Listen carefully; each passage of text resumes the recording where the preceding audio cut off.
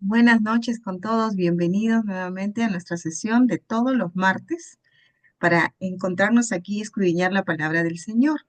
Vamos a continuar con la carta de Gálatas, nos quedamos en el capítulo 3 y vamos a continuar con la ley y la promesa, ¿no? Un tema muy bonita, esta pericopa, muy profunda también.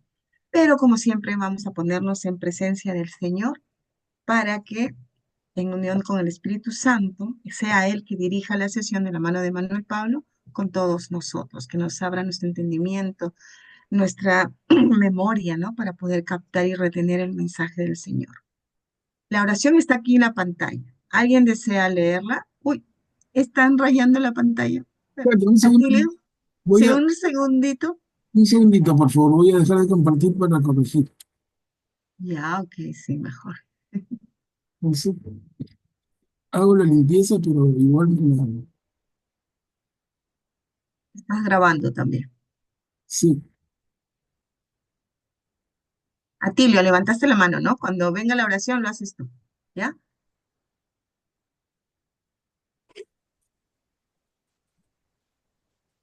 Ya, Katy, adelante. Ok, Atilio va a hacer la oración, él estaba levantando la manita. En el Entonces, nombre del Padre, y del empezamos. Hijo, y del Espíritu Santo. Amén. Bendito seas, Señor, porque quisiste que tu palabra viva y eterna se conservara por escrito en los libros sagrados del pueblo de Israel y de la iglesia primitiva.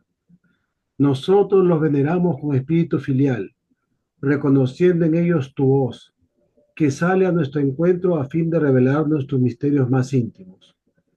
Gracias a tu palabra, permanentemente actual y de inagotable riqueza, que conocemos a ti, el único Dios verdadero, que el Espíritu nos enseñe a interpretar correctamente tu palabra y que haga brotar de nuestro corazón el deseo de meditarla, abriendo nuestra alma para alabarte, darte gracias, implorarte y pedirte perdón. Amén. En nombre del En Padre, el Padre, el Hijo y el Espíritu Santo. amén. Gracias, Atilio. Bueno, ya se están incorporando más hermanitos. Empezamos, Manuel Pablo. Gracias, Katia. Buenas noches, queridos hermanos, con todos ustedes. Y vamos a compartir, a continuar compartiendo esa carta maravillosa, esa carta de Pablo, cortita, dijimos desde el comienzo. Es una carta en 6 capítulos, corta, relativamente corta, pero ya estamos viendo, por las reuniones anteriores, estamos viendo la profundidad del mensaje que contiene, ¿no? La profundidad. Y ese es Pablo. Pablo con su carta no pretende ser un evangelio, eso lo repito, pero lo hemos tratado de dejarlo más claro, ¿no? Los evangelios son 4, los hemos estudiado. Pablo escribe independientemente del evangelio, ¿no? Él no quiere hacer un evangelio, lo que él quiere y pretende es corregir a comunidades a las cuales verbalmente les ha transmitido el Evangelio. ¿Estamos? Entonces, Pablo ya estuvo con los Gálatas, como con otras comunidades, pero hablando de los Gálatas en concreto, Pablo ya estuvo con ellos y se pasó largos meses con ellos y les ha transmitido con su verbo, con su palabra, les ha transmitido el mensaje, la vida y el significado de Jesús, Dios hecho hombre. Ya lo hizo.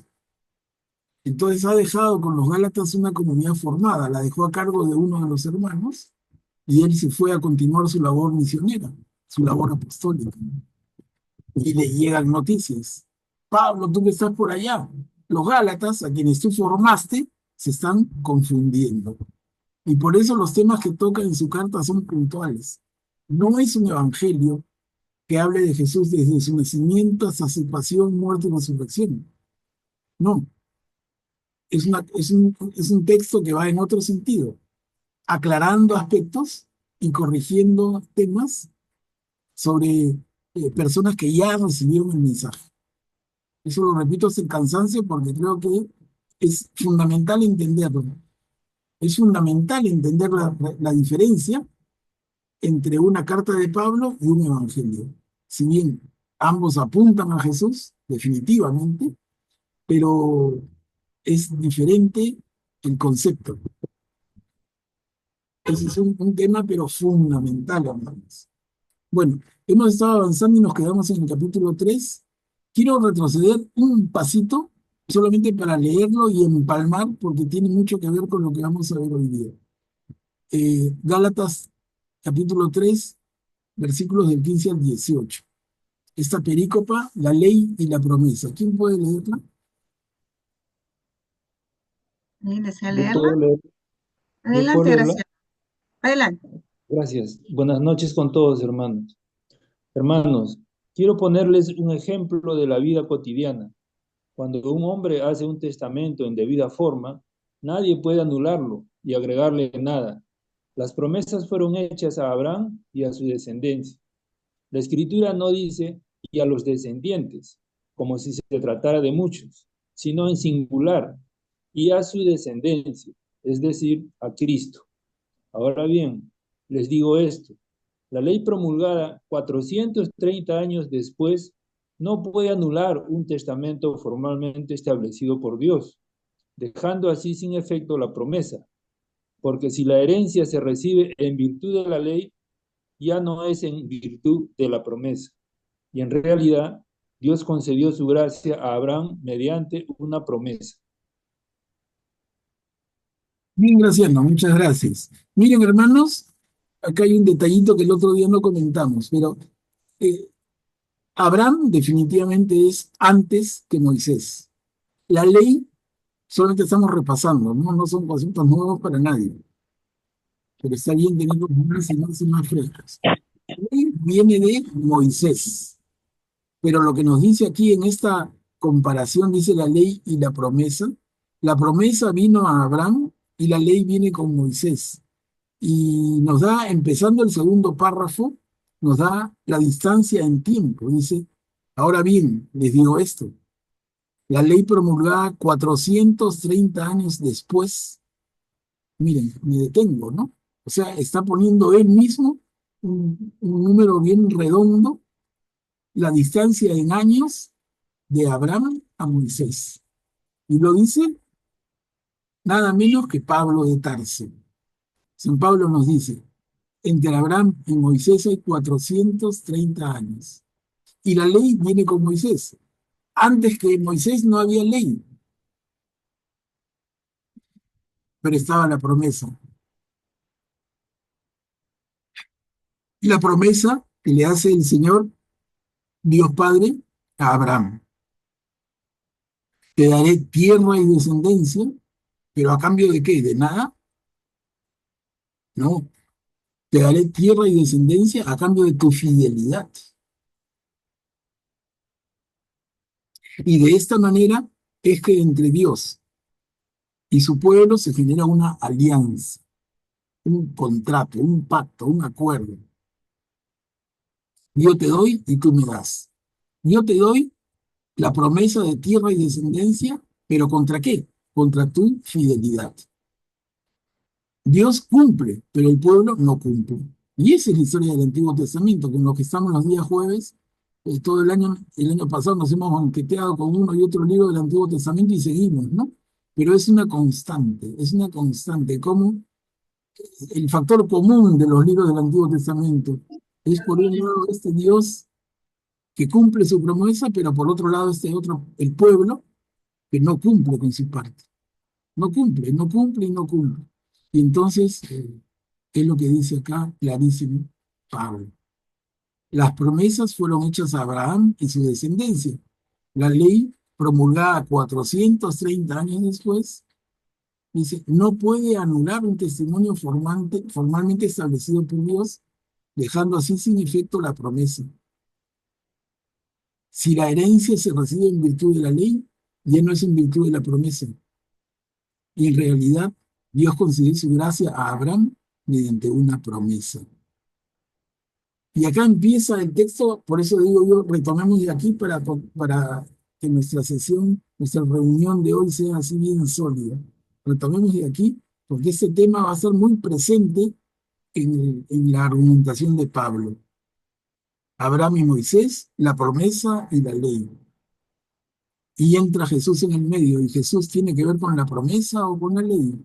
No. Entonces, continuamos, ¿no? El papel de la ley. Aquí nos quedamos. Aquí ya calentamos motores y ya entramos de frente. ¿Alguien desea leer la pericopa? Ok, lo hago yo, Manuel Pablo. El papel de la ley. Entonces, ¿para qué sirve la ley? Ella fue añadida para multiplicar las transgresiones hasta que llegara el descendiente de Abraham, a quien estaba destinada la promesa y fue promulgada por ángeles a través de un mediador. Pero no existe mediador cuando hay una sola parte y Dios es uno solo. ¿Eso quiere decir que la ley se opone a las promesas de Dios? De ninguna manera, porque si hubiéramos recibido una ley capaz de comunicar la vida, ciertamente la justicia provendría de la ley. Pero, de hecho, la ley escrita sometió todo al pecado para que la promesa se cumpla en aquellos que creen gracias a la fe en Jesucristo. Ujú. Y aquí nos quedamos en ese texto que es complicado, ¿no? Creo, Katia, recuerdo, tú misma dijiste, "Esto está complicado", y dijimos, a ver, que quede como tareita, como tomen aire y léanlo, y tenemos una semana de distancia hasta el siguiente martes. Bueno, ya llegó el martes. No sé si lo han podido mirar, si les queda más claro, o si quieren comentar. Está haciendo esa comparación entre el papel de la ley en función con la promesa. Abraham y Moisés. Abraham 400, según dice Pablo, Abraham 430 años antes que Moisés. Entonces, el segundo párrafo empieza muy claro. ¿Eso quiere decir que la ley se opone a las promesas de Dios? Y Pablo mismo contesta y dice, de ninguna manera. De ninguna manera la ley se puede oponer a las promesas de Dios. Y dice, porque si hubiéramos recibido una ley capaz de comunicar la vida, ciertamente la justicia provendría de la ley. O sea, ciertamente la salvación provendría de la ley. Si yo digo entonces, si la ley es suficiente para mi salvación, entonces yo me vuelvo un practicante absoluto de la ley como los fariseos y con eso aseguro mi salvación. Y la pregunta que nos hacemos y que Jesús nos hace es, ¿ustedes creen que eso es suficiente? ¿Es suficiente con cumplir reglas, con cumplir preceptos para salvarte? ¿Y qué pasa con tu corazón? ¿Y dónde queda el amor? Y ese es un poco el fondo de la discusión entre Jesús y algunos fariseos en el Nuevo Testamento, ¿no? El fariseo escrupuloso, cumplidor de la ley, y escrupuloso en el sentido de vigilar que se cumpla la ley.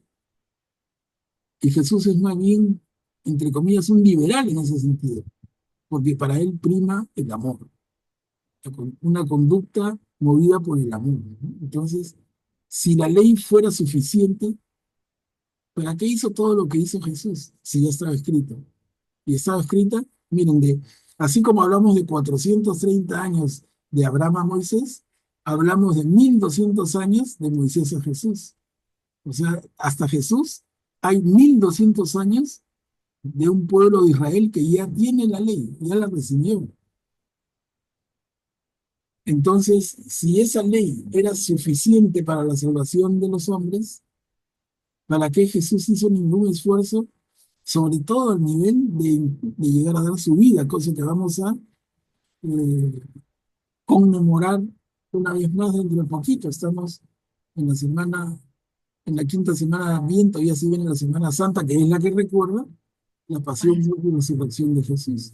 Entonces, Jesús estaba loco, le faltaba un tornillo, obviamente no, pero entonces, ¿por qué llegó al extremo de dar su vida si la ley era suficiente? Miren lo que dice Pablo, ¿no? En el segundo párrafo, entonces, ¿eso quiere decir que la ley se opone a las promesas de Dios? De ninguna manera. Porque si hubiéramos recibido una ley capaz de comunicar la vida en mayúscula, ciertamente la salvación provendría de la ley. Pero de hecho, la ley escrita sometió todo al pecado, para que las promesas se cumplan en aquellos que creen gracias a la fe en Jesucristo. Entonces está comparando la promesa con la ley y con la gracia, si quieres, que es lo que trae Jesús, ¿no? La gracia. Entonces, ¿la ley es suficiente? No, no es suficiente. Necesitamos la gracia que nos da la fe en Jesús. Pero a ver, Katia, no sé, les doy la palabra porque quizá hayan dudas todavía o otras miradas que valen mucho. Ahí está, Graciano. ¿Puedes activar tu micro, por favor? Gracias, hermanos. Este, yo también, me parece que, me da la impresión de que Pablo también quiere demostrar a los judíos que Jesucristo es algo diferente, ¿no? Que no se opone a lo que ya existía, pero no es lo mismo. Y la diferencia es que Jesucristo trae la bandera de la fe, ¿no? Sobre todas las leyes que ya existían, Jesucristo le agrega la fe. Por eso decimos siempre que Jesucristo vino a perfeccionar lo que ya existía, ¿no? Pero supongo que en ese momento, pues para los judíos no era fácil entender eso, ¿no? Ellos querían seguir aferrados a sus leyes, a su ley de Moisés, y muchos rechazaban el mensaje de Cristo, la nueva enseñanza de Cristo, que venía a perfeccionar, ¿no? Lo que ya existía. Esto me trae también un poco a la imaginación lo que pasa, por ejemplo, actualmente en lugares como nuestro país, ¿no? Que tenemos tantas leyes tan bien hechas, pero si no tenemos el verdadero espíritu y deseo de llevarlas a la práctica, no nos van a servir de nada, no nos sirven de nada, de hecho, ¿no? Eso nos está pasando ahora, ¿no? Entonces, igual Pablo les trata de mostrar a los judíos que si no tienen la fe, no ponen en práctica la fe que Cristo enseñó, de nada valen las leyes que ya estaban escritas y que muchos de ellos pues las conocían a la perfección, ¿no? Como los fariseos, ¿no? Gracias. Manuel Pablo, o sea, la ley fue dada para salvaguardar la promesa, o sea, hasta que viniera en la promesa, pues es el descendiente es Jesús, ¿no? Fue dada, yo digo, para que no olvidaran eso, salvaguardaran, fueran por el camino correcto. Yo me puse a ver, pues aquí en la Biblia de nuestro pueblo, dice, la ley estaba al servicio de la promesa hasta que ésta se cumpliera.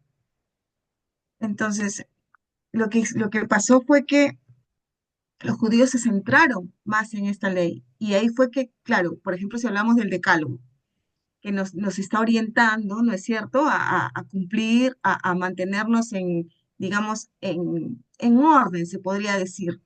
Pero después, como tú ya nos pusiste los 613 preceptos que ya vinieron, son preceptos, ¿no?, que ellos ya interpretan. ¿Por qué fue dada la ley? ¿Era para esto, para salvaguardar la promesa que le hizo el Señor a Abraham? Claro, claro. Los preceptos, la ley de Moisés, los preceptos, los mandamientos, estas normas, finalmente son normas de conducta que ayudan a que el pueblo, al seguirlas, actúe dentro de los límites tolerables, dentro de los límites esperados. Y por eso dice en la segunda línea del segundo párrafo que proyectamos, dice, perdón, la tercera línea del segundo párrafo dice, de hecho, la ley escrita sometió todo al pecado. Y uno dice, caramba, y se rasca la cabeza. La ley sometió todo al pecado, claro. Es que la ley, en la medida en que tú no la cumples, estás en pecado. A eso se refiere, ¿no? Si no hay ley, por ejemplo, si en la esquina de mi calle, en mi casa hay un semáforo y la luz se pone en color rojito, yo ya interpreto, digo, eso significa que tengo que parar. Y si no paro, estoy infringiendo la ley, estoy cometiendo un pecado.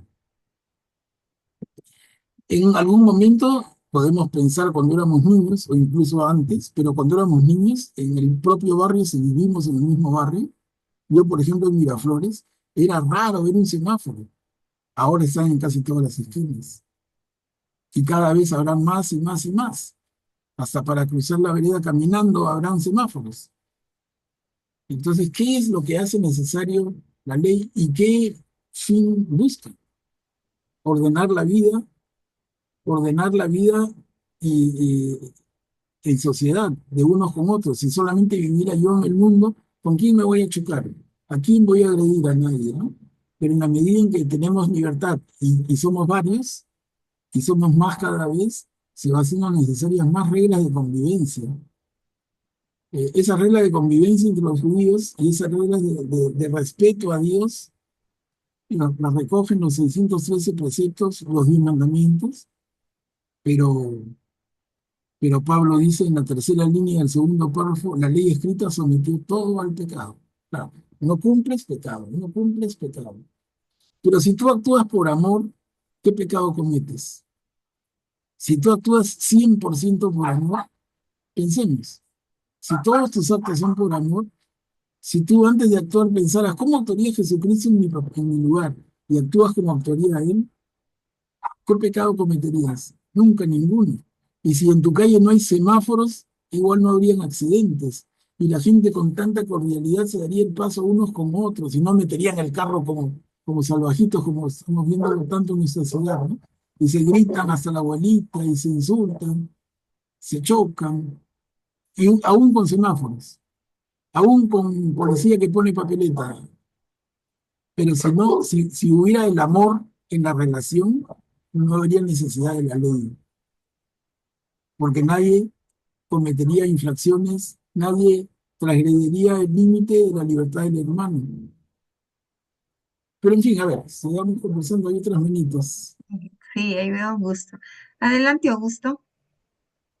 Sí, buenas noches. Hay una notita aquí en la Biblia que tengo que es interesante, que habla de justamente esta parte que dice, y fue promulgada por ángeles en la tercera línea, ¿no?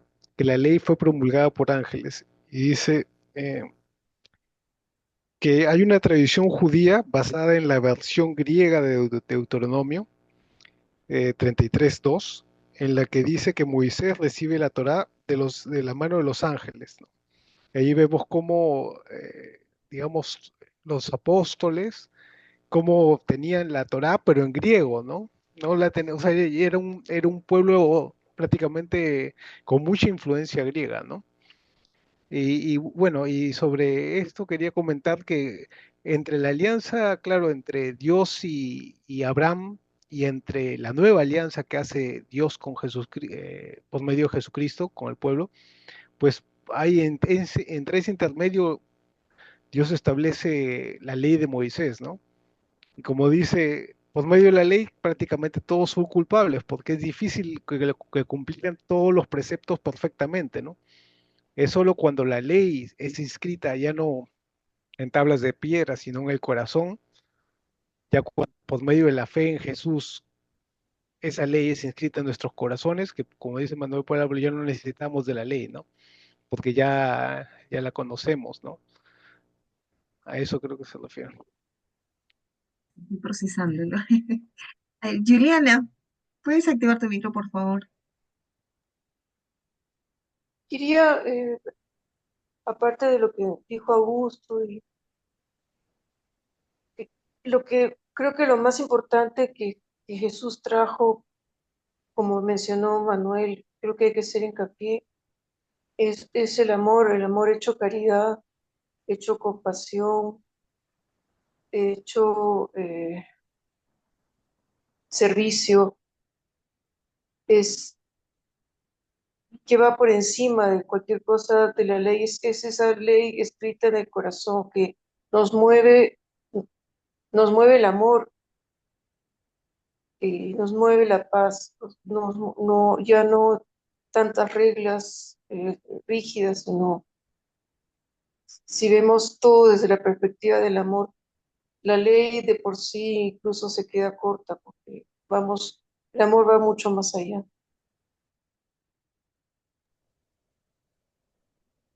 Claro, claro, Juliana, y eso que has comentado explica lo que comentó Katia también hace un momento. ¿Hasta cuándo, eh, hasta cuándo es vigente la ley y en qué momento se cumplen las promesas? ¿No? Lo has tocado muy bien. Mm, Creo que he visto una manito. A ver, Julia, ¿puede activar su micro, por favor? Ah, y luego Ingrid, ya vi tu manito. No, no. Buenas noches. Buenas noches. estaba pensando en esta parte de Abraham y Jesús, que él le entregó una promesa, ¿no? Una promesa grande que él, que mire el cielo, iba a hacer cantidad de descendientes, ¿no? Y ese es nuestro Señor estableció una alianza con Abraham. Y bueno, todavía no estaba dada la ley, y sin embargo se cumplió por amor, por fe, por cumplimiento a la palabra de Dios. Y esto es lo que prima después, ¿no? No la ley, sino la fe, el amor a Dios. Gracias, Julia. Ingrid, ¿puedes activar tu micro, por favor? Ahí, presiona, ahí está, listo. Yo quería decir, o sea, dice de la ley, ¿no? La ley en sí fue dada para bien del pueblo de Israel, ¿no? Pero era difícil de cumplir, ¿no? O sea, siempre la quebrantaban, ¿no? Y por eso que en el Antiguo Testamento se ve como el Señor siempre dice, ustedes se han prostituido, se han esto, mira. Entonces, pero con Jesús vino la gracia. Entonces, por eso es que les está reclamando acá Pablo, porque ya con Jesús viene la gracia para poder cumplir, o sea, la fuerza que ahora sí tiene de cumplir la ley. Por eso dice, no, o sea, no está mala ley, o sea, dice, cuando dice estaba mala ley, no, ¿no? Sino que no la cumplía, no había esa fuerza, esa gracia que ya viene con Cristo, ¿no? Con Cristo era diferente, entonces ya, como decir, ya nos abrió los ojos, ya tenemos esa voluntad de hacer todo bien, por eso esa santidad, ¿no? La fe en Cristo, por eso teníamos que poner esa fe en Cristo para poder cumplir la ley, pero ya una ley diferente, una ley con amor, una ley que ya no se hace por un cumplimiento, ¿no? Sino porque verdaderamente debemos ser así, cumplir lo que Dios nos manda. Eso es lo que tenía que aportar. Gracias, Ingrid. Y aquí en el chat te dice San Agustín, ama y haz lo que quieras. Sí, eso creo que también lo dijiste en una clase, ¿no? Si en todo tu motivación es el amor, todo será bueno a los ojos de Dios. Claro, ¿no? Dice desde cumplir el primer mandamiento, amar a Dios sobre todas las cosas, si uno lo hace ya cumples todo, porque no transgredes lo otro, ¿no? No matar, no mentir, ¿no? Todo eso, ¿no? Excelente, Katia, la intervención a través del chat. Y me robó la palabra de la boca. Yo les iba a hacer recordar justamente eso, que lo hemos dicho más de una vez, recordando la frase de San Agustín, ama y haz lo que quieras. Entonces, imaginemos que estamos en diálogo con el gran San Agustín y decíamos, perdón, Agustín, con todo respeto, pero ¿y entonces la ley cómo queda? Porque si él te dice ama, él no te dice ama y sigue la ley. Él te dice ama y haz lo que quieres. No hay más ley que el amor. Miren. Entonces, tú dices que él vino a patear el tablero y a decir que todo lo anterior estaba equivocado. No, es que el amor, como explicó Ingrid, el amor tiene tal trascendencia en la vida de cada ser humano y en su relación con los demás, que la ley ya no tiene lugar, no tiene lugar. Yo te voy a decir, Katia, tú vives por amor. Te tengo que repetir que no tienes que matar, que no tienes que mentir, que no tienes que tomar un bien de otro, que no tienes que desear o envidiar al otro, es que nada de eso va a brotar de tu corazón porque tu corazón está lleno de amor. Y en ese sentido es que el amor deja de lado la ley, no por decreto, sino simplemente porque la envuelve toda. El amor envuelve todas las relaciones humanas cuando existe de verdad. Por eso decimos, alguien que de verdad vive como enseñó Cristo, alguien que de verdad vive en el amor, podría cometer algún pecado, ya quedó fuera. Lo que pasa es que por momentos somos humanos y por momentos damos nuestros traspiés. Y por ahí entonces hacemos el examen de conciencia y está el sacramento de la que nos lleva a la confesión, a la penitencia, al perdón de los pecados. Pero el amor, si el amor es pleno, no deja lugar al pecado. Y en ese sentido es que entonces la primera alianza, Dios Padre con Abraham, y luego que la renueva con sus hijos, y con la primera, Ok, sí, no, y luego la sigue con la familia de Abraham, pero no había necesidad de una ley, eran poquitos, y recordando la promesa era más que suficiente para ellos. Pero luego el grupo crece a convertirse en un pueblo, las 12 tribus, un montón de gente, desórdenes, y aparece Moisés con la ley para poner ese orden en una sociedad que sea complicada. Pero luego viene Jesús con su mensaje de amor y nuevamente la cosa, si es que realmente cumplimos con la ley del amor, como diría San Agustín, haz lo que quieras, ama y haz lo que quieras. O sea, creo que todo va calzando, ¿no? Creo que nos va ayudando a comprender, juntando las ideas que tenemos. Es muy, muy, muy buen aporte este último del chat. Guillermo está pidiendo la palabra. Adelante, Guillermo.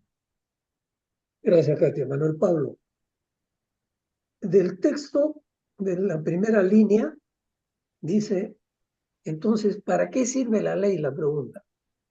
Y él mismo se contesta, la ley fue añadida para multiplicar las transgresiones. Pero a mí me parece que esto está mal expresado, porque la ley no es para multiplicar las transgresiones, sino que se dio porque las transgresiones se habían multiplicado en vista que las personas se habían multiplicado. ¿O no lo entiendo así yo? Claro, sí, en un análisis literario, Tú acabas de decir que cuando Moisés viene con la ley es porque el pueblo judío había crecido enormemente, eran 12 tribus, era mucha gente. Entonces, junto con ese crecimiento, se habían multiplicado las transgresiones y por eso Moisés trae la ley, que la promulgan los ángeles, ¿no? Entonces, aquí creo que el texto, no me permito corregirlo, pero me parece que debería, para entenderlo mejor, debería decir, la ley fue añadida en vista de que las transgresiones se habían multiplicado. claro, Guillermo, mira, esto que tú mencionas es bien interesante y permite hacer un comentario más general. Y es que cuando leemos la Biblia así con esta atención, y como lo está haciendo Guillermo también, lo que se recomienda que es leer otras traducciones. Te digo, en castellano tenemos más de 12, yo tengo 12, pero hay más. Entonces, leyendo una y otra, vas a ir notando alguna que sea mejor, más adecuada, que diga mejor, que transmita mejor lo que quieres, porque este no es el texto original y en la traducción perdemos, ¿no? Eso creo que es un buen ejercicio que podemos hacer siempre. Siempre que aparezca un texto que no nos calza y decimos, sí, esto podría haberse dicho mejor, agarra otra Biblia, otra traducción de la Biblia, que hay varias, y si no las tienes físicamente, en internet las encuentras, y mira este capítulo 3 de Gálatas, versículo 19, y cómo lo dicen, ¿no? Cómo lo dice una, la otra, y vas a encontrar una que se ajuste mucho mejor. Eso es de hecho. ¿No? Mira, por ejemplo, Manuel Pablo, la mía dice, la ley se añadió para poner de manifiesto la desobediencia. Casi lo que está diciendo Guillermo, ¿no? En otras palabras. Bueno, Ok, aquí tengo tres manitos levantadas. Augusto, Sí, listo. justo lo que está comentando Guillermo, en mi Biblia dice, fue añadida debido a las transgresiones, en esa parte, sí. Sí, ¿no? claro, Juliana, muy bien. Eh, yo interpreto este multiplicar las transgresiones en el sentido de que habían grandes transgresiones de las cuales el pueblo tal vez no era consciente y al poner la ley se hacía evidente que tal o cual conducta era una transgresión. Entonces, por eso la multiplicación de las transgresiones en cuanto que conductas que antes no eran consideradas transgresiones se volvieron transgresión. Ujú. Graciano, puedes activar tu micro. Listo. Gracias. Manuel Pablo, una consulta. El padre Abraham obviamente no tenía la ley de Moisés ni a Jesucristo. ¿Y él en base a qué se guiaba?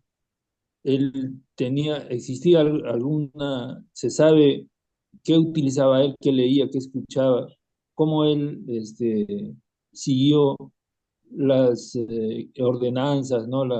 Lo que Dios le guiaba, ¿no? En base a qué, yo la verdad no, yo desconozco esa parte, no sé si habrá información sobre eso, gracias.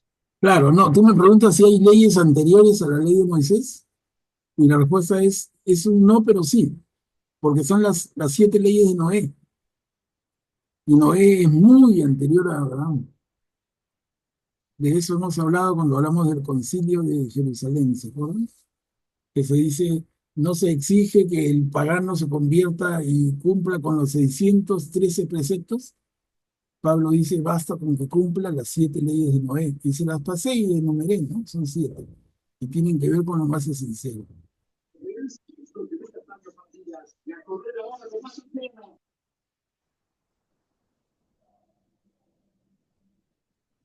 ¿Alguien más? No veo manitos.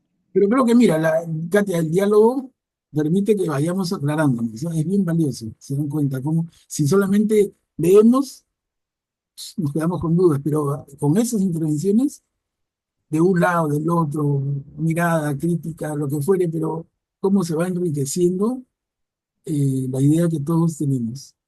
Buenazo. Me quedo pensando en lo que dijo Graciano, ¿no?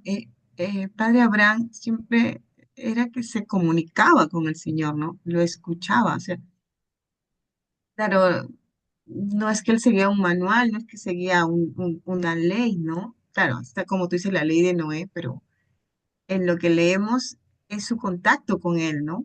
Por eso le dice el padre de la fe, le cree, y por eso va, ¿no?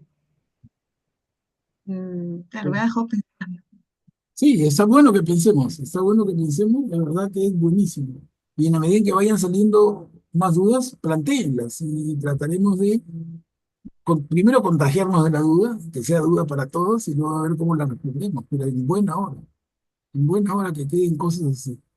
Eso Mi sí. amigo, su fe ha sido tan grande que Dios lo consideraba su amigo, ¿no? Porque le hablaba, pues, y llegar a tener esa fe, pues, tan grande, ¿no? Que por eso considera el padre de la fe. Ujú. A ver, Amigo, entonces avanzamos. A ver, no me fui quedando, ¿no? No. El tiempo de la fe. Acá terminamos el capítulo 3 de Gálatas. El tiempo de la fe, tiempo de leer. Katia, si quieres leo. ok, adelante, Lisa. El tiempo de la fe. Antes que llegara la fe, estábamos cautivos bajo la custodia de la ley, en espera de la fe que debía ser revelada. Así, la ley nos sirvió de guía para llevarnos a Cristo, a fin de que fuéramos justificados por la fe. Y ahora que ha llegado la fe, no necesitamos más de un guía, porque todos ustedes son hijos de Dios por la fe en Cristo Jesús, ya que todos ustedes que fueron bautizados en Cristo han sido revestidos de Cristo. Por lo tanto, ya no hay judío ni pagano, esclavo ni hombre libre, varón ni mujer, porque todos ustedes no son más que uno en Cristo Jesús. Y si ustedes pertenecen a Cristo, entonces son descendientes de Abraham, herederos en virtud de la promesa. Gracias, Luisa. Miren qué lindo lo que ha leído nuestra hermana Luisa. Qué maravilloso. Otra vez sigue jugando con la fe, con la ley, con Jesús. El tercer párrafo. Por lo tanto, ya no hay judío ni pagano, esclavo ni hombre libre, varón ni mujer, porque todos ustedes no son más que uno en Cristo Jesús. Pero hermanos, yo me detengo ahí un ratito y digo, ¿eso de verdad lo cumplimos? ¿Es que somos uno en Jesús? ¿Somos uno en Cristo Jesús? O como diría alguien que a mí no me gusta, pero ¿somos uno en Jesucristo? ¿O somos varios? Y si no, miramos la cantidad de divisiones que hay en el cristianismo. Está la Iglesia Católica, que se dividió en dos, la Iglesia Católica Romana y la Iglesia Católica Ortodoxa, que es la de Grecia para el otro lado del mundo, para el Oriente. Eso sucedió por el siglo X-XI. Luego, la división, Aleja, parece que abre su micrófono. No sé. Gracias. Está la Iglesia Católica Romana y la Ortodoxa, le decía, siglo X-XI. Luego, en el siglo XVI, la separación de los católicos romanos los, con Lutero, y a partir de ahí los protestantes y evangélicos, que actualmente son más de 2000 iglesias y todas cristianas. Y en ese escenario podemos decir, no somos más que uno en Cristo Jesús. Hace pensar, ¿no? ¿Somos uno o somos 2000? Y eso pasa con nosotros los cristianos, lo comento paréntesis chiquito, pero pasa también con Buda, porque cuando hablamos de Buda, inmediatamente uno piensa en el budismo, pero realmente nos enseñan los estudiosos que no hay un budismo, hay más de 200 budismos. A partir de Buda, que no pretendió hacer una religión, se han hecho más de 200 religiones. A partir de Jesús, hay más de 2000 cristianismos. Pero yendo a lo nuestro, regresamos, dice, porque todos ustedes no son más que uno en Cristo Jesús. Y yo digo, ¿verdad? Incluso dentro de los católicos, ¿no notamos tantas diferencias? Ya lo hemos hablado antes varias veces, pero es un tema que no deja de preocupar. Y luego dice, y si ustedes pertenecen a Cristo, entonces son descendientes de Abraham, herederos en virtud de la promesa. Miren, aquí hay un contenido que si nos damos cuenta es muy retador, porque ya no es tanto que la descendencia es en función de la raza, sino de la fe. Y esto es lo que también va a dar pie al cristianismo, que recibe a judíos convertidos y a cualquier otro de cualquier otra procedencia que también se convierte, que también acepta a Jesús como el Señor. Entonces nosotros somos descendientes de Abraham en virtud de la promesa. No es un tema genético, no es un tema racial, no es un tema de idioma, es un tema de fe, ¿no? Bien clarito, lo deja ya desde aquí. Cuchi, ¿puedes activar tu micro, por favor? Gracias. Buenas noches. Es un tema realmente bastante rico, profundo, porque es profundo. Eh, somos, formamos el cuerpo místico de Cristo. No dice cuerpos ni nada, el cuerpo, uno solo, el cuerpo místico de Cristo. Ahora, ese cuerpo místico de Cristo, eh, siempre digo que nos amemos los unos a los otros como Jesús nos ama. Es una jaculatoria que repito continuamente para llegar a que realmente nos amemos en obras, en palabra, en verdad. ¿Cuántas familias estarían bien? ¿Cuánta gente realmente viviría una vida digna si prevaleciera esta ley maravillosa, digo yo, porque la dio el mismo, nuestro mismo Señor Jesucristo? Ámense los unos a los otros como yo los he amado y nos ama. Solamente quería aportar esto. Gracias. Gracias, Cuchi, muy, muy, muy importante.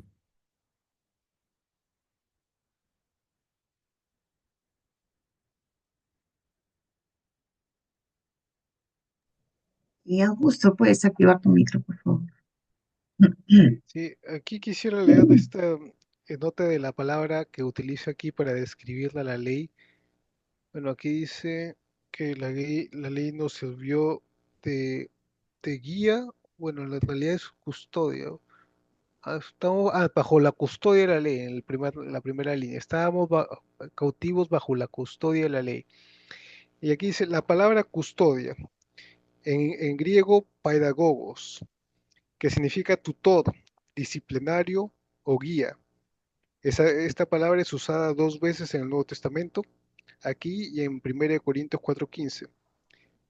Es usada en el griego para referirse al esclavo de una casa en la sociedad helenística que está al que el padre de la casa le encarga la formación del hijo, o sea, le encarga la enseñanza al hijo, ¿no? Y esta formación normalmente duraba hasta que el hijo alcanzaba la madurez, ¿no? Entonces, justamente esta palabra usada en este sentido, vemos que la ley tenía un propósito, ¿no? Hacer madurar y formar al pueblo hasta que estuviera preparado para que en la plenitud de los tiempos viniera Jesús y ya no sea esa ley ya pasara a formar parte de, eh, ya en el corazón, ¿no? Por medio de la fe en Jesús, ya prácticamente la ley del amor, como explicó Manuel Pablo, ya la englobaría, ¿no? Es Y perfecto. mira, Ese acá concepto. también Manuel Pablo, para completar, dice, Sí, un ratito, Katia, para el concepto que ha dicho Augusto, cuando habla de pedagogo, exactamente es lo que él dijo, ¿no? El pedagogo era en esa época un esclavo que acompañaba en la familia adinerada, acompañaba a los niñitos, es como el amo que lo lleva de la manito al colegio, que lo recoge del colegio, que lo lleva al parque, es esa persona mayor que hace las veces porque el niño no tiene decisión propia. Y si la toma, quizás sea una mala decisión, es influenciable, no tiene claridad, no tiene una clara conciencia. Entonces el niño necesita de alguien mayor y el padre está trabajando, entonces le encarga a alguien esa labor. Pero cuando el niño crece ya no lo necesita. Y ese es el sentido de la ley. Y entonces está dejando Pablo aquí que esa ley, que en un momento es necesaria y buena, en otro momento deja de ser necesaria. Y no me exijan que la siga cumpliendo, porque ya no la necesito. Es bien delicado, bien interesante el tema. Sí, Kate, disculpa, te corté. acá decía, acá también explica lo de que dices tú, Augusto, pero también agrega, la ley ejerció de tutor durante la minoría de edad del pueblo. Claro, ya viene Jesús y ya no necesita, ¿no? Era justamente, pues, como tú dices, ¿no? Encargaban los padres podían ser a los esclavos que también podían ser incultos y crueles, en algunos casos, hasta que el padre determine cuál era la mayoría de edad para que ya el chico sea libre, ¿no? De Y eso. normalmente, Katia, en el pueblo judío, para que no quede duda, no eran los 18 ni los 21, eran los 12. O sea, Sí, ¿no? hay una ceremonia en el pueblo judío, en el pueblo de Israel hay una ceremonia cuando el niño cumple 12 años, que no me acuerdo el nombre, por ahí se me viene, pero no quiero decir una cosa que no es. Pero Bat Mitzvah, mitzvah, bar, el bat Bar mitzvah. mitzvah. ahí también. bar mitzvah. Eso es. Eso. Entonces, en ese momento al niño lo hacen varón, lo hacen hombrecito. Ya el niño tiene criterio para andar solo y para tomar sus propias decisiones. Exactamente. Entonces, no pensemos que el niño andaba con el tutor hasta los 18 años, no, hasta los 12. A los 12 pasaban por esta ceremonia y el niño ya asumía su propia responsabilidad. Algo que ahora hemos como retrocedido, porque ahora al niño de 12 lo consideramos un torpe, a los 18. Y tenemos chicos de 15 años, y mejor que comentamos, ¿no? Entonces, ¿cuál es la realidad? El muchacho, el ciudadano, ese es de los 18, antes es inimputable. Antes, si comete un delito, no puede ser sancionado. Es todo un tema, y hasta ahora lo discuten los jueces y los especialistas en derecho. Es todo un tema, ¿no? A partir de qué edad debe. Pero los judíos lo resolvieron de una manera muy práctica, los 12. Graciano también está pidiendo la palabra Manuel Pablo. Adelante, Graciano. Gracias. Manuel Pablo, me parece interesante el comentario que hiciste, ¿no? Sobre si somos realmente uno en Cristo, ¿no? Y que hay tantas divisiones. Y al comienzo de repente se puede justificar porque era el inicio, ¿no? Entonces era natural que de repente por ahí aparezcan divisiones, gente que no estaba de acuerdo. Pero conforme han pasado los años, 2000 años después, me parece que hemos caminado al revés, porque ahora hay más divisiones. A pesar de que ya casi todos tenemos acceso a las escrituras, a la enseñanza de la Santa Madre Iglesia, al magisterio de la Iglesia, sin embargo, aparecen más y más divisiones, ¿no? O sea, ya no somos uno en Cristo, nosotros mismos estamos yendo en contra de esa recomendación de Pablo, ¿no? De ese comentario de Pablo. Y me parece que hemos caminado al revés, ¿no? No sé si estoy en lo cierto. Yo estoy totalmente de acuerdo contigo, Graciano, y quería comentarles a propósito, bueno, no voy a mostrar, la pantalla es muy chiquita, pero yo tengo una Biblia que no es católica, pero es absolutamente verífica. Es encomiable el esfuerzo que se está haciendo por tener cada vez mejores y más fieles textos de las Sagradas Escrituras en sus lenguas originarias. Muéstrala, Manuel Pablo, acá te hago para que se vea grande. A ver, no se ve nada, porque se ve una cosa marrón. Ahí te ven. Es una, Ahí.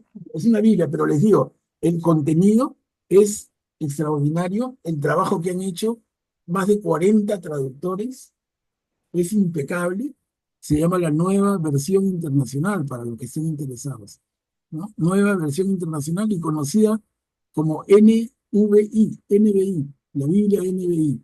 Es lindísima, excelente, clarísima, la, es reciente, pulcra, bien cuidada. ¿Y por qué lo digo? Porque es una Biblia interconfesional. La leemos católicos y protestantes y evangélicos y cualquiera la puede leer y de hecho cualquiera la lee. Entonces ya no es que alguien dijera en su cabecita, que imaginamos mucho, decimos, no, lo que pasa es que tenemos Biblias diferentes con los hermanos separados. No, es la misma. Es la misma Biblia.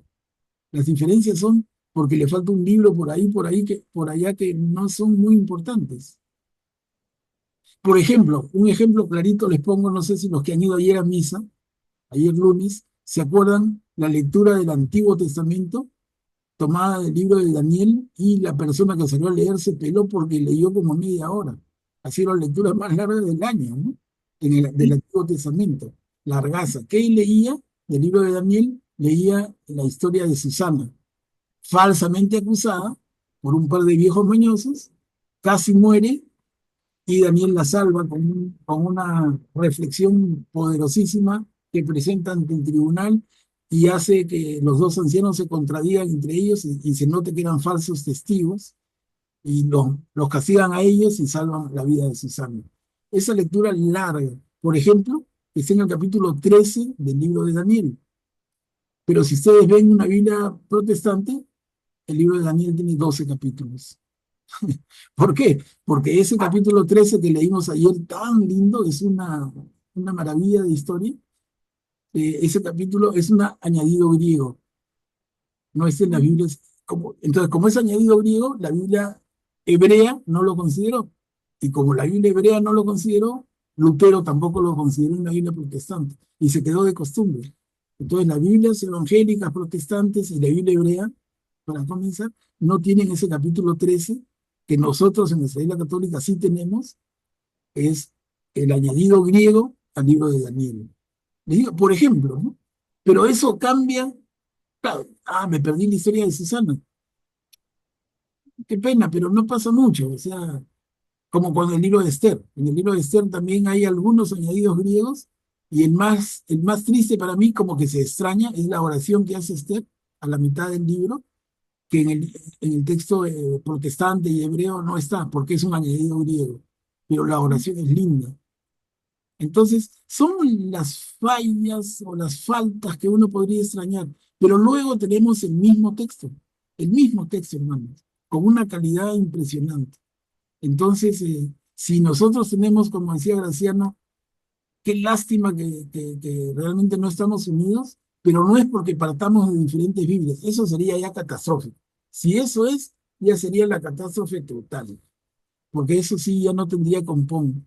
Pero mi esperanza es que mientras que partimos de la misma Biblia, podemos acercar las posiciones cada vez más. Como de hecho es lo que se llama en el cristianismo el esfuerzo ecuménico. Cuando hablamos de ecumenismo, y todos ustedes habrán escuchado y entenderán un poco más y un poco menos, pero cuando se habla del esfuerzo del ecumenismo, es juntar las posiciones de los cristianos en uno solo, que es el Jesús, que es uno para todos. Pero es una lástima, pues es una lástima, ahí priman otras cosas, a veces temas políticos. Por ejemplo, en la separación de la Iglesia Católica Romana con la ortodoxa, esto sucedió por el siglo X-XI, hace tanto tiempo, ahí el tema era político. No me digan otra cosa, ya no les creo. El tema era político, no, por lo menos 90%. Y así podríamos analizar en cada caso, pero Jesús mismo no divide para nada. ¿Cómo va a ser, no? Ahora que Pablo hable de esto es muy sintomático, como ya dijimos en la vez pasada, porque Pablo es del primer siglo. Pablo escribe estas cartas 25 años después de la pasión, muerte y resurrección de Jesús. Solo 25 años después, no 2000 años después. Y 25 años después ya hay estas cosas. Es, es así bien, bien como para pensar. Sí, Katia, te doy la palabra nuevamente. Justo, sí, Augusto y luego Marisol, que también la vi levantando la mano. Sí. Pero es curioso que, bueno, Lutero fue por la traducción directamente de los judíos, ¿no? Porque en el tiempo de Jesús, como lo hemos visto ya en la película anterior con la parte de los ángeles, lo que leían ellos era, al menos esa zona de Galilea, por lo menos, la Biblia en la traducción que era de los 70, ¿no? Entonces, bueno, que que hayan elegido una versión de los masoretas, bueno, es algo interesante, por decirlo menos. Pero lo que tenía una duda, si la NBI tiene también los deuterocanónicos, porque entiendo que algunas Biblias protestantes ya lo están incluyendo. No, la NBI, Augusto, no tiene deuterocanónicos. No tiene. No, son luteranos hasta la médula, ¿no? Entonces, otras Biblias protestantes sí, como que dan una concesión y lo ponen aparte, ¿no? Como un añadido, como un apéndice, libros deuterocanónicos o textos deuterocanónicos, pero la NBI no entra en esa. Pero por lo demás es excelente, te digo, es excelente por lo demás.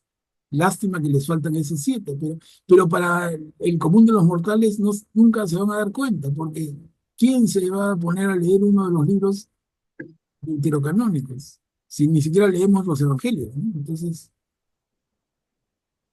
pero interesante saberlo. Ujú. Marisol, ¿querías participar? Buenas noches, gracias.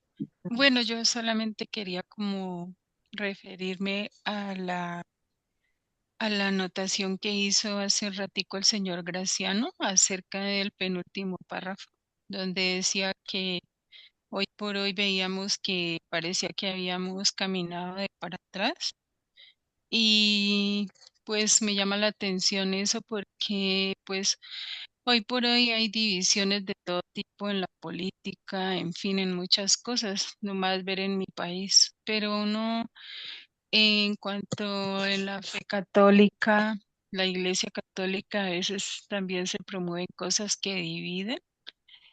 Em, por ejemplo, unos sacerdotes piensan una cosa, otros piensan otra. Bueno, a veces hay unas confusiones, igual pues respeto eso y somos humanos y estamos también llenos de defectos, pero entonces em, también hemos sido mal evangelizados y eso crea también como divisiones, uno por un lado y otro por el otro. Escuchaba a un sacerdote religioso a la vez que decía en un sermón, fuimos mal evangelizados, formados por el ministro de Educación, y lo dijo así, el diablo.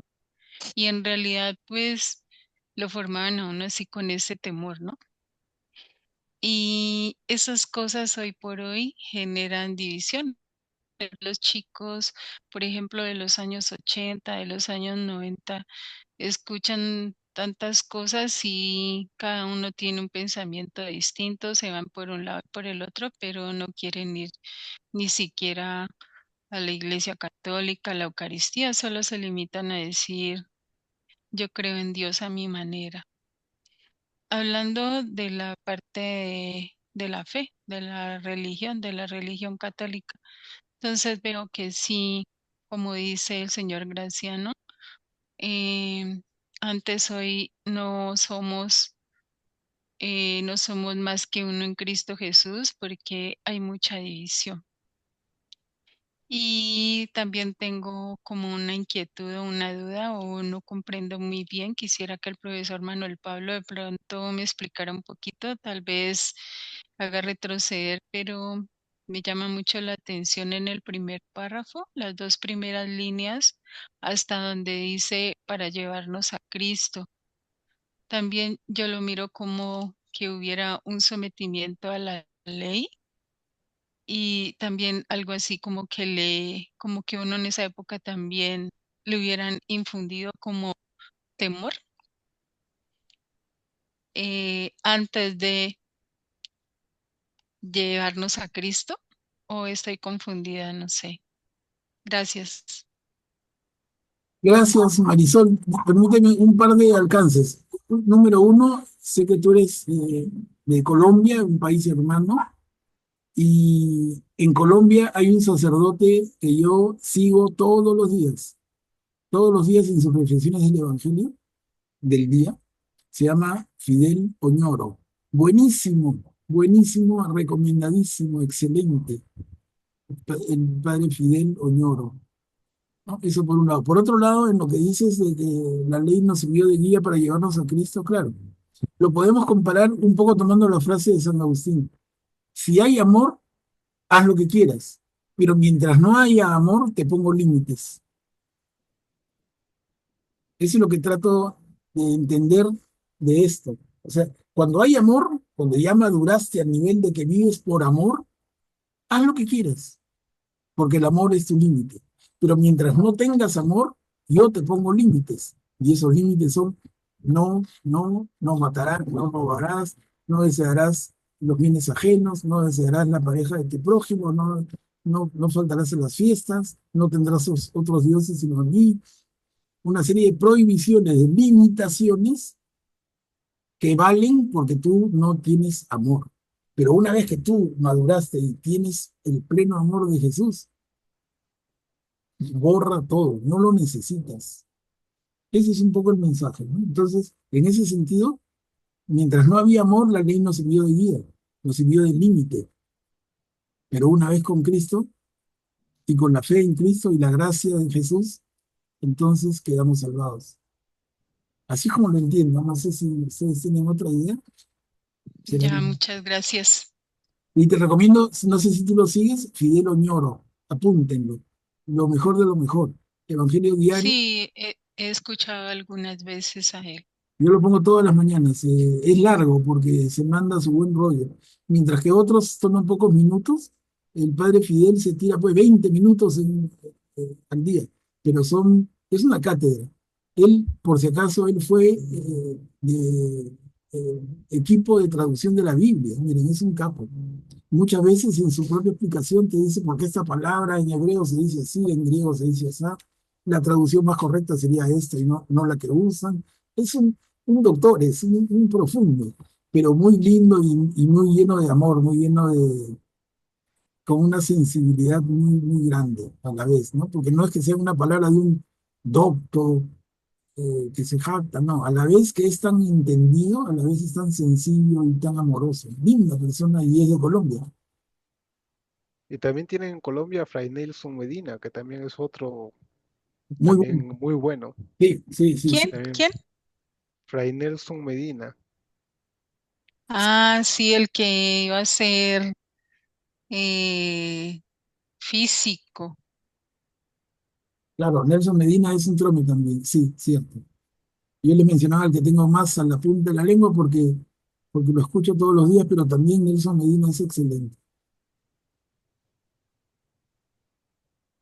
Bueno, de más está decir del catolicismo en Colombia, ¿no?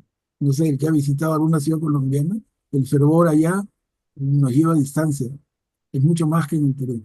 En general, digo, en cada uno puede ser diferente, pero en general tú ves mucho más fervor católico en el pueblo colombiano que en el pueblo peruano. Lo comento como observación simple mía, pero yo he estado allá cuando mi hijo vivía por trabajo, visitándolo y podía notar cosas. Se nota, claro. Y ellos viven la Navidad desde antes, que ya lo van ordenando todo. Y no, Luisita va a ver, está promoviéndose un viaje a Colombia, Marisol, un viaje de peregrinación a Bogotá y a Cartagena con un sacerdote. Mm. De repente al divino niño, de repente. Sí, sí, también se va a ir a Zipaquirá y a varios sitios, pero es una peregrinación que está bonita, se nota que va a ser bonita. Ay, qué bien, qué rico encontrarse. De repente, ¿no? Cuchi, adelante, por favor. Muchas gracias. Estaba escuchando atentamente a Marisol eh, y se me vino a la mente inmediatamente eh, el hijo de una sobrina, recién ha cumplido 4 años y nos comentó muy intrigada porque ella es matrimonio católico, el niño está en colegio católico y oran al levantarse, al acostarse, bendición de alimentos, bueno, procura enseñarles todo lo que ella también ha recibido de pequeña. Sin embargo, yo no entiendo qué está pasando, pero le suelta a la mamá que él no cree en Dios. Y ella se queda con la boca abierta y le dice, no te entiendo, ¿qué has dicho? Yo no creo en Dios, Dios no existe. ¿Por qué dices eso? ¿Dónde está? Yo no lo veo, no lo escucho, no lo toco, no lo siento, no creo en Dios. Cuando nos iba comentando eso ella, con su carita triste, llena de inquietudes, yo digo, ¿qué está pasando con los niños tan pequeños?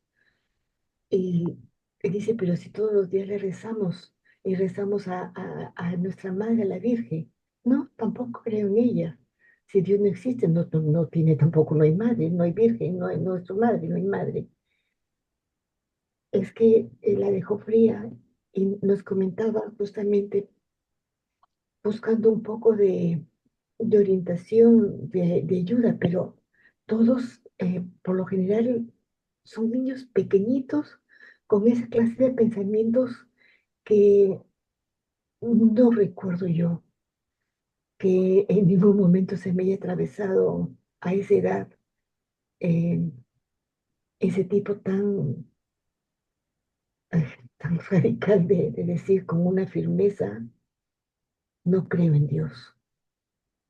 Quería compartir eso. Gracias. Gracias por compartirlo, Cuchi, y es un tema de la realidad. A todos nos toca más cerca, más lejos. Lo único que cabe y lo único que queda en nosotros es rezar por esas almas, rezar por esas personas, ¿no? Y darle tiempo al tiempo. Es un niño, hay que considerar que tiene influencias del colegio, del barrio. Entonces esas influencias parece que están pesando. Pero con nuestra oración y nuestra paciencia, nuestro ejemplo, creo que podemos hacer bastante. Angustiarse es lo último, eso no vale. Pero se entiende la angustia de una madre, claro.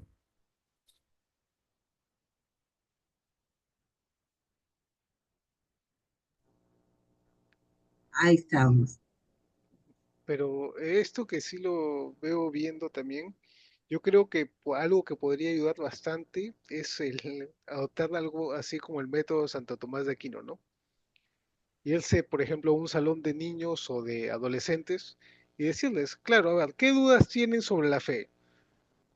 ¿Crees o no crees en Dios? ¿Por qué crees que no se debe honrar a la Virgen María? o por qué crees que la, que la Biblia es verdadera o no es verdadera, qué crees que... Todas las dudas que tenga, escribirlas y irlas resolviendo cada semana, de repente un tema, bien preparado, todas sus dudas, ¿no? Sobre ese tema, ¿no? Porque ya los muchachos de ahora, pues, son un poco más despiertos y necesitan una explicación, digamos, no le puedes decir porque así es o porque me lo enseñaron, no, eso no vale. Tiene que ser una explicación verdaderamente que les satisfaga, ¿no? Y que las hay, ¿no? O sea, es cuestión eh, de repente, no sé, un trabajo apologético en cierta forma, pero no contra, digamos, los protestantes, porque eso ya es, eso sería el segundo paso, sino sobre, primero sobre la creencia en Dios, que es lo más importante. Y después ya puedes reforzar por qué creemos lo que creemos los católicos, ¿no? Y todo eso podría darse, o sea, un método como lo hacía Santo Tomás, ¿no? En su Suma Teológica, ¿no? Vienen las digamos, las contingencias, y él resolvía cada pregunta, cada duda, y te la resolvía. Esto se da por esto, por esto, por esto, por esto, ¿no? Entonces ahí ya la persona ya resuelve sus dudas y va generando mayor confianza, ¿no? Gracias, Augusto. Atilio, Gracias, Katia. Yo creo que lo que ha dicho nuestra hermana es consecuencia de lo que ya había mencionado en oportunidades atrás, donde Sendero Luminoso, Moadef, ha capturado el cerebro de muchos maestros en inicial, primaria, secundaria, técnicos, universidades, y le está metiendo eso. Con una sola visita de alguien, yo creo que no se le va a ir al niño, porque lo que trabajamos en casa, el niño que pasa más tiempo en el colegio está, a, digamos, está expuesto a ese tipo de maestros que subliminalmente le van diciendo cosas, y al final no creen en lo que no ven, solamente en lo que ven, lo que tocan, ¿no? Por eso que esta parte de Pablo es el tiempo en la fe.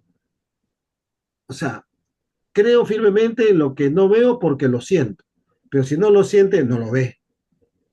Y al niño le están inculcando esto. Y esto no viene de ahora, esto viene hace de años, hace muchos años. O sea, esta penetración cerebral para deshumanizar viene hace muchos años, de la época de que recuerdo de la época de los 90, ¿no? En la época de los 90, primero, políticos, gente que llega al gobierno con ese ánimo de deshumanizar al ser humano. Bueno, lo empezó Velasco, ¿no? Lo empezó Velasco deshumanizando el sistema educativo, deshumanizando todo, con la idea de que el Estado es el padre y madre de los hijos, no el papá ni mamá biológico. Entonces, han ido penetrando el cerebro de nosotros. Y nosotros, digo nosotros porque ya por los años que tengo, he visto que así ha ido trabajando, ¿no? Entonces, yo le encuentro, por ejemplo, en mis clases, el rechazo. O sea, no la mayoría, pero sí algunos, no les gusta que le hablen de fe, ¿no? Cree en esto. Por ejemplo, hoy día tenía una clase de drogas nuevamente y les hablaba de la fe, que la fe mueve montañas y logra sacarnos de cualquier situación. Entonces algunos dudaban, decían, no, pero ¿qué tiene que ver? Pues tiene que ver porque es tu interior. Si no te mueve nada por dentro, menos lo va a hacer de hacer cosas como la droga, etcétera, ¿no? O sea, delitos. O sea, seguiremos votando por la misma gente torcida que ha sido deformada por estas personas. Creo yo que la penetración de la educación ha sido, esta es la consecuencia, ¿no? Que a los niños les hablan de otra cosa, deshumanizándolos, ¿no? Gracias. Ujú.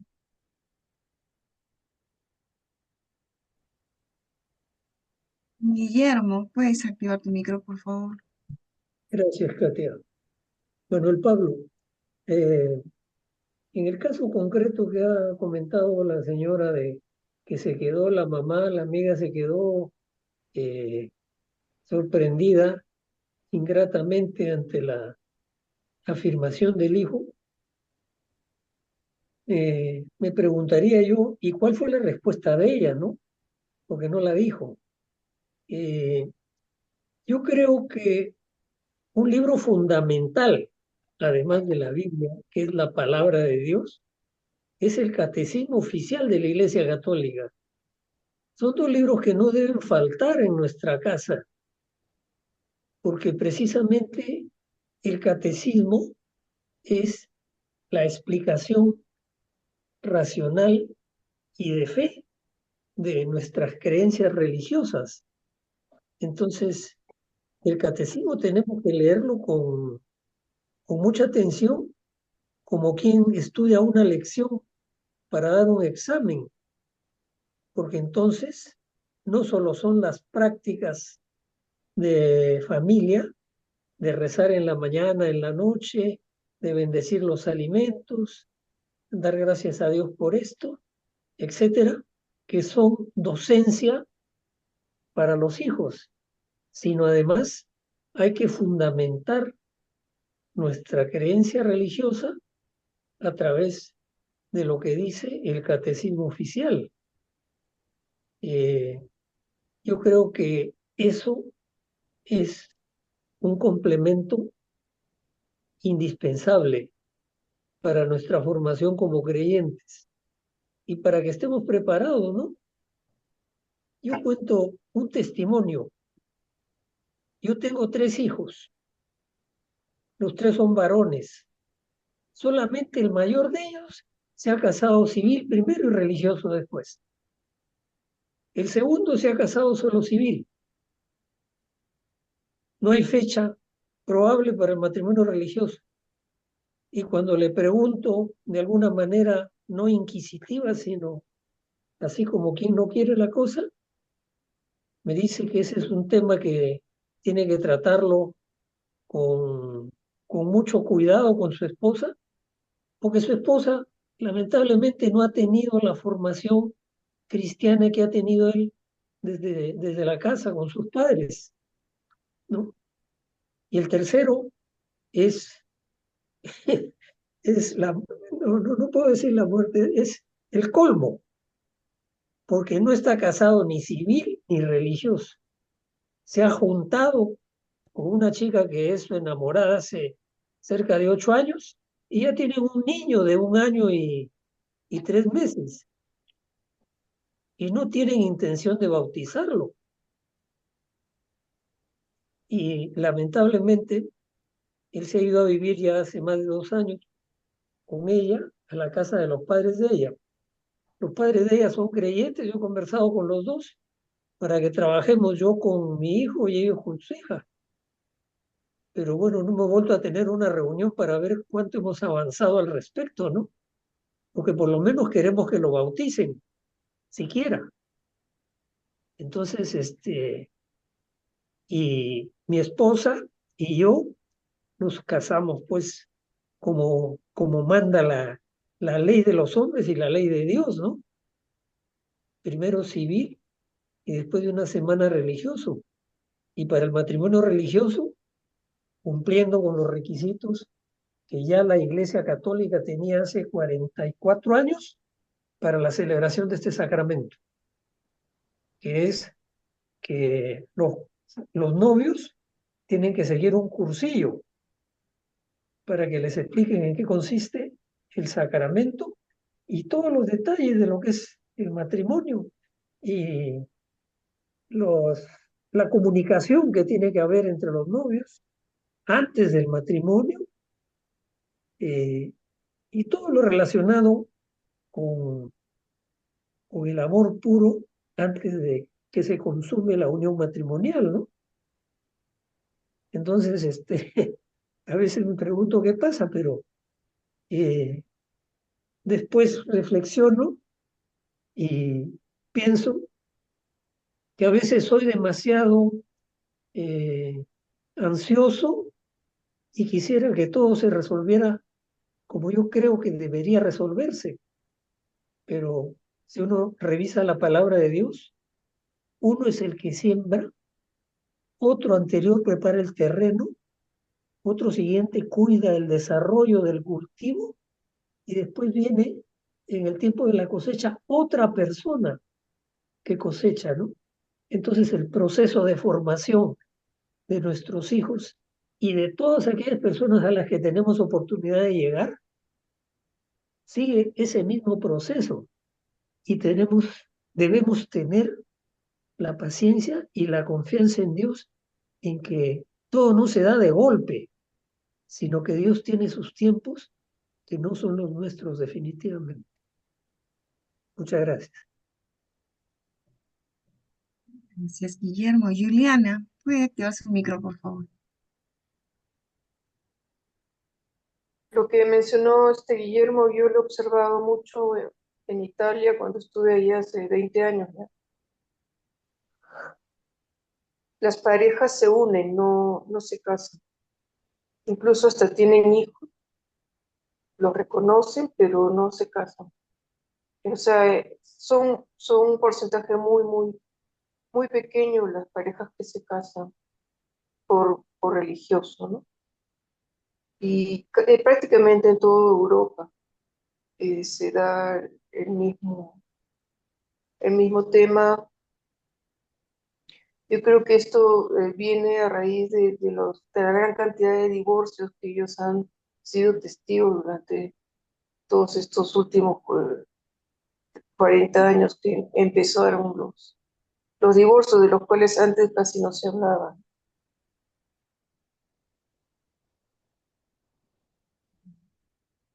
Gracias, Juliana. Sí, es Katia, una realidad. Lo que comentan los hermanos es una realidad. Eh, entre comillas, señales de la modernidad. Cuando se habla de modernidad, no, me junto nomás. La religión es una atadura, son antigüedades, son tonterías. Hay mucho eso. Hay mucho eso y bueno, ahí tenemos una labor que cumplir, como bien decían varios de los que han intervenido, ¿no? El colegio no lo hace lo suficiente, algunos colegios lo hacen un poquito mejor que otros, algunos ni lo tocan, pero y nosotros mismos tenemos un rol ahí, y sobre todo con las personas que tenemos más cerca, ¿no? De qué manera hablar de Dios sin escandalizar, de qué manera hablar de Dios sin causar rechazo, pero a los más cercanos, a tu pareja, a tu hermano, a tu hermana, a tu cuñado, a tu familiar cercano, a tus hijos, a tus sobrinos, a tus nietos. ¿De qué manera hacerlo? Yo creo que la prudencia tiene que primar, pero con toda la claridad. Y como dijo Atilia, ¿no? Y complementó Guillermo, si no me equivoco, pero como se ha dicho ahora, esto implica prepararnos, porque como decía nuestra hermana, creo que fue Cuchi cuando comentó de esta amiga, ¿no? De esta amiga con ese caso de un hijo que, bueno, ¿qué le contestas? Si es que quieres contestarle, Augusto fue muy claro, claro, pero ¿qué respuesta tener? Guillermo mencionó el catecismo como un texto que hay que tener a la mano, igual que la Biblia, pero tenerlo y conocerlo. O sea, ¿qué respuestas tener en estos casos y con personas cercanas? Yo les digo como testimonio chiquito y personal, pero yo lo hago con mis nietos. Es una oportunidad extraordinaria y no la desaprovecho nunca. Lo hago con mis nietos, que son 8, pero bueno, algunos, los más chiquitos son demasiado chiquitos todavía, pero con los otros lo hago cada vez que hay oportunidad, con la mayor prudencia, tratando de ser atinado, tratando de no escandalizar, tratando de no causar rechazo. Uy, el abuelo con su rollo. No, no, no, de ninguna manera, ¿no? Entonces yo repito lo que siempre hablamos, pero yo creo que la primera forma de enseñar es con el ejemplo. Fundamental, nadie reemplaza tu ejemplo, tu conducta, tu forma de relacionarte con ellos, lo primero. Y lo segundo, tener ideas claras, sencillas, pero claras, firmes. No, cuando el niño tiene una duda chiquita, le meto un rollo de 1 hora, a la próxima no me comenta ni la duda. Entonces, él interviene chiquito, yo le respondo chiquito. Él interviene más larguito, le respondo más larguito, pero tener respuestas. Yo recuerdo mucho, les digo, el caso de muy cercano, un sobrino muy cercano, hijo de mi hermano mayor, que cuando yo estudiaba hace ya buen tiempo en la Facultad de Teología, y él se vacila conmigo, ¿no? Me decía, tío, ¿qué número de maestría es esa? Ya te pasaste, que no sé qué. Se vacila, ¿no? Entonces yo le dije, lo dejaba nomás que me vacile porque al final es bueno. Y me dice un día, tío, ¿y ahora que estudias tanto de esto, sigues creyendo o crees menos? Él esperaba que le diga, mira, mientras más estudio, menos creo, porque, claro, ese es un riesgo, ¿no? Tú estudias más el tema y te das cuenta del cuento. Pero mi respuesta fue muy clara. Su pregunta puntual, yo le respondí igual de puntual, ¿no? Lo pongo como un ejemplo nada más, pero él me dijo, tío, ¿y ahora que estás estudiando tanto más, crees igual o crees menos? Y le dije, mira, mientras más estudio, más creo. Mientras más estudio, mi fe se aclara mucho más. Y ahí lo dejé. Pero yo sé que él pensó ese tema, toda la noche lo está pensando. Lo conozco. Y él es un tipo, a pesar de que era un chiquillo en esa época, pero es bien inteligente y bien racional.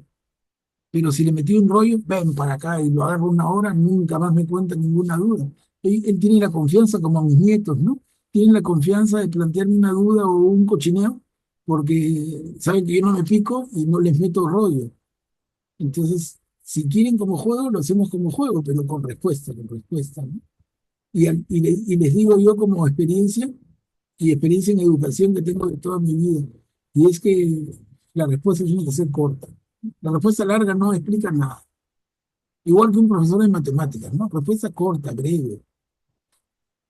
breve, clarita, clarita. Si puede ser gráfica, mejor. Ese es un poco el tema. Pero lo primero, no nos olvidemos, el ejemplo. El ejemplo, tu conducta, tu forma de tratar a tu pareja delante de ellos, tu forma de tratarlos a ellos, que sea lo primero. Que se note que eres cristiano por la forma en que tratas a los demás. Eso lo dijo Juan en su evangelio, ¿no?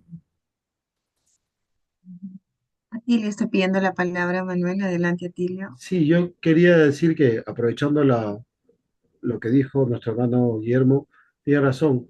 Tendremos que paralelamente leer el catecismo, pero sugiero empezar con el resumen del catecismo, luego con el compendio y luego leer el catecismo completo, porque empecé por el catecismo completo y la verdad que se conta largo. A mí me enseñaron en la Marina siempre alguna palabra clave, capacidad de síntesis, como dijo Manuel Pablo, capacidad de síntesis, que sea concreto, directo, directo a la yugular, ¿no? Eso, claro, eso estoy leyendo en el catecismo, pero tengo otro resumen y el compendio. Entonces, el resumen, preguntas y respuestas directas, el compendio un poquito más amplio y luego el catecismo regular, el último, el de aprobado por San Juan Pablo II, pero qué, qué gusto de tener tanta letra, o sea, tenemos que ir directo, como dice Pablo, el apóstol Pablo, directo, estas son las cosas, esto es así, así, ¿no? Porque al final, igual que los judíos, se pierden entre tanta ley y al final no la cumplen ellos mismos, y lo que pasa ahora con nosotros, ¿no? Y al final siempre es eso, ese mensaje que dijo Manuel Pablo de los niños hacemos lo que vemos y no lo que nos dicen. Eso lo aprendí hace muchos años y realmente es lo que creo que está sucediendo. Por eso es que muchos jóvenes no creen en no adoptan no tienen la fe católica, no la tienen, porque ven que algunos sacerdotes dan lo contrario. Dicen, si ellos se dividen, yo, ¿por qué? ¿No? O sea, no sé si les conté algo. Yo estuve en un colegio religioso, San José Maristas, en Huacho, y durante los 10 años que estuve en el colegio, mi padre, 12 años, ¿no? Mi padre aportó para una piscina. Yo salí del colegio, era el último de mis hermanos, y nunca hubo piscina. Entonces, al final le dice, ya ve. Entonces, y eso me hace recordar la fe con obras, ¿no? O sea, puso mucho empeño en dar, y al final no quedó en nada. Bueno, pero resumiendo, catecismo, tenemos que repasarlo. Yo creo que en unos momentos, no sé, más adelante podríamos hacerlo, ¿no? En grupo. Gracias. Ilio. Katia, y nos ha ganado la hora. Sí, sí, son 9:38. Mira, hemos terminado el capítulo 3. Estamos para comenzar el 4, la filiación divina. Con eso comenzaríamos el próximo martes. Parece mentira, hemos hecho poquito en cuestión de avance perícopas, pero un montón de diálogo que es valiosísimo. Entonces, aquí nos quedaríamos. Ujú. Vamos a empezar en el capítulo 4, la siguiente sesión. Qué bonito. Esta carta está muy bonita. Y eso que Katia, falta, ¿no? Pablo, Uy. Sí, ¿quién me hablaba? Guillermo. yo, sí, Dime. lo que quería decir es que ¿cómo lo puedo calificar? Es, es una cuestión de Dios, el título en el que nos quedamos, el tiempo de la fe. Qué curioso, pero qué real. Así que tomémoslo a cargo. El tiempo de la fe. Gracias, Guillermo. ¿A ti te quedaste con la manita levantada o quieres intervenir? Creo que te quedaste con la manita levantada, ¿no? Bueno, sí, quería solamente agradecerle a Manuel Pablo y a ustedes. La verdad que yo leí las cartas paulinas y no las entendía. Ahora sí ya las puedo entender. Con esta reflexión que hacemos, con este estudio, la verdad que ya estoy viendo, lo entiendo a Pablo. Ya lo estoy entendiendo, como decía Pedro. Qué difícil es leer a Pablo. Ahora sí ya lo entiendo mejor. Gracias. Gracias a ti, Guillermo. Y es difícil, Pablo. Sí, Manuel Pablo. Es difícil, pero son hermosas. Bueno, hermanitos, son 9:40 de la noche, ya nos hemos pasado 10 minutos, pero gracias por su paciencia, ha sido muy enriquecedora y escucharnos a todos, aprendemos mucho.